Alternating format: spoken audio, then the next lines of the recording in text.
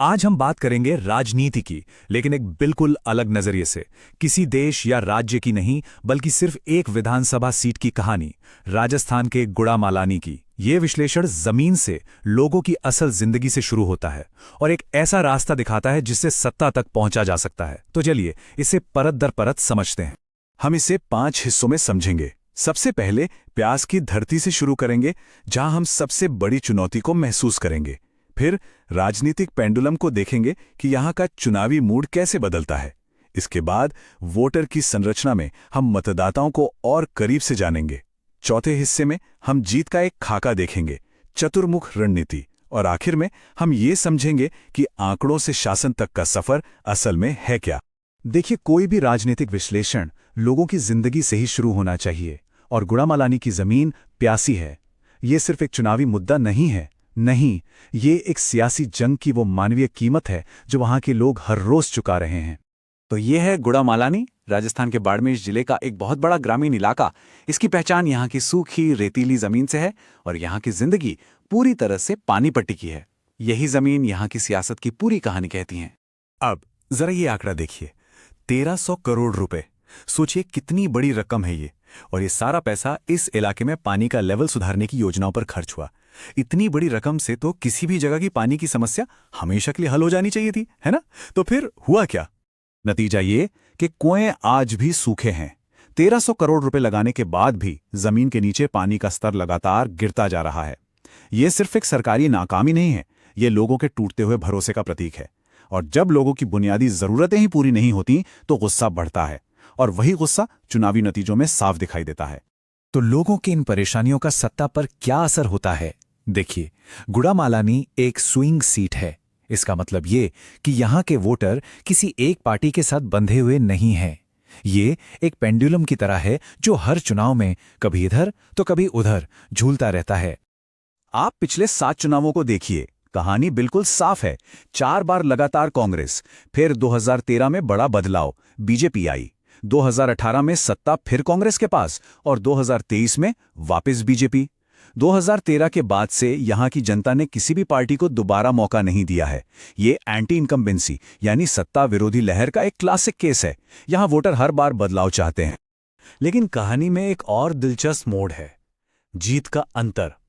2013 में बीजेपी लगभग 20% के बड़े मार्जिन से जीती थी, पर 2023 में ये अंतर घटकर सिर्फ 6.9% रह गया। इसका मतलब है कि मुकाबला हर बार पहले से ज्यादा कड़ा होता जा रहा है। यहां अब कुछ हजार वोटों का हेरफेर भी पूरे नतीजे को पलट सकता है। और जब मुकाबला इतना नजदीकी हो तो एक एक वोट कीमती हो जाता है। गुड़ामालानी में लगभग 76% लोग वोट डालने निकलते हैं। ये दिखाता है कि लोग अपने मुद्दों को लेकर कितने जागरूक हैं। वो वोट के जरिए अपनी बात कह रहे हैं। ऐसे में जो पार्टी वोटर्स को बेहतर समझ ले, उन तक पहुंच जाए, जीत उसी की होती है। तो सवाल यह है कि ये वोटर हैं कौन, इनकी पहचान क्या है, और कौन सी बातें इनके फैसलों पर असर डालती हैं।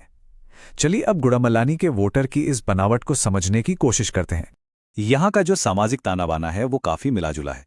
जाट, राजपूत, SC, ST और बिश्नोई समुदाय ये यहाँ के मुख्य वोटर समूह हैं। पारंपरिक तौर पर बीजेपी को जाट और OBC वोटों से ताकत मिलती थी और कांग्रेस को राजपूत और दलित वोटों से। लेकिन अब ये पुराने समीकरण बदल रहे हैं। क्यों? क्योंकि अब मुद्दे पहचान पर भारी पड़ रहे हैं। और वो मुद्दे ये हैं, लोगों की सबसे बड़ी शिकायतें उनकी रोजमर्रा की जिंदगी से जुड़ी हैं। पहला, पानी की भयानक किल्लत। दूसरा, खेती का संकट और बेरोजगारी। और तीसरा, गांव में खराब सड़कें और दूसरी सुविधाएं। ये वो परेशानियां हैं जो हर जाति, हर समुदाय के इंसान को एक जैसा महसूस होती हैं। देखिए, भारत का संविधान हर नागरिक को सम्मान से जीने का हक देता है, और ये सम्मान सिर्फ कागज पर नहीं, जमीन पर दिखना चाहिए। साफ पानी, अच्छी सड़कों और काम के मौकों के रूप में। तो इन गहरी और मुश्किल समस्याओं का हल क्या है? इसके लिए एक ऐसी स्ट्रैटेजी चाहिए जो सिर्फ चुनाव जीतने पर नहीं, बल्कि लोगों का भरोसा जीतने पर टिकी हो। और यहीं पर सामने आता है चतुर्मुख सिद्धांत या 4-मुखी रणनीति। ये सिर्फ एक चुनावी प्लान नहीं है, ये गवर्नेंस का एक पूरा ब्लूप्रिंट है। ये चतुर्मुख सिद्धांत 4 मजबूत खंभों पर खड़ा है। ये पहचान, विकास, संगठन और नैरेटिव यानी कहानी, इन चारों को एक साथ जोड़ता है। इसका मकसद सिर्फ वोट लेना नहीं है, बल्कि एक ऐसा अभियान बनाना है जो मतदाताओं के दिल और दिमाग दोनों पर असर करे। तो ये काम कैसे करता है? इसके 4 कदम हैं। पहला, धर्म यानी पहचान और नेतृत्व। ये सिर्फ जाति की बात नहीं, ये स्थानीय गौरव और एक भरोसेमंद चेहरे की बात है। दूसरा है अर्थ यानी विकास और कल्याण, मतलब लोगों की असल समस्याओं जैसे पानी और रोजगार का पक्का समाधान देना। तीसरा है कर्म यानी संगठन और पहुंच, एक मजबूत बूथ नेटवर्क जिसके जरिए आप हर इंसान तक सीधे पहुंचे, उसकी बात सुने, और ये पहुंच सम्मान के साथ हो। लोगों की जानकारी और उनकी निजता का सम्मान करना, जैसा कि भारत का डीपीडीपी कानून भी कहता है, भरोसे की पहली शर्त है। और चौथा खंबा है संग्रह, यानी एक ऐसी कहानी बनाना जो लोगों को जोड़े और उन्हें बेहतर कल का सपना दिखाए। तो इन सब बातों का, इन आंकड़ों का, इस स्ट्रैटेजी का आखिर मतलब क्या है? ये सब जरूरी क्यों है? ये इसलिए जरूरी है क्योंकि असली मकसद सिर्फ एक चुनाव जीतना नहीं है, बल्कि एक असरदार शासन देना है।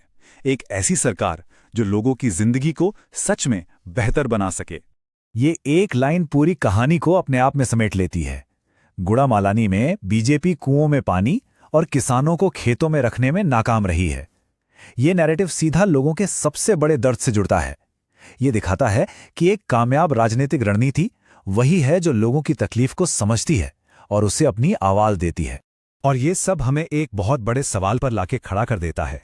क्या राजनीति के लिए डेटा अब नया पानी बन गया है? जैसे जीने के लिए पानी जरूरी है, क्या आज की राजनीति में डेटा उतना ही जरूरी है? शायद हाँ, लेकिन एक शर्त पर, जब उस डेटा का इस्तेमाल सिर्फ चुनाव जीतने के लिए नहीं बल्कि शासन को बेहतर बनाने के लिए किया जाए। डेटा का असली काम ये पता लगाना है कि किस गांव को पानी की सबसे ज्यादा जरूरत है, या कौन सी सरकारी योजना आखिरी इंसान तक पहुंची या नहीं। असली चुनौती आंकड़ों को असर में बदलने की है।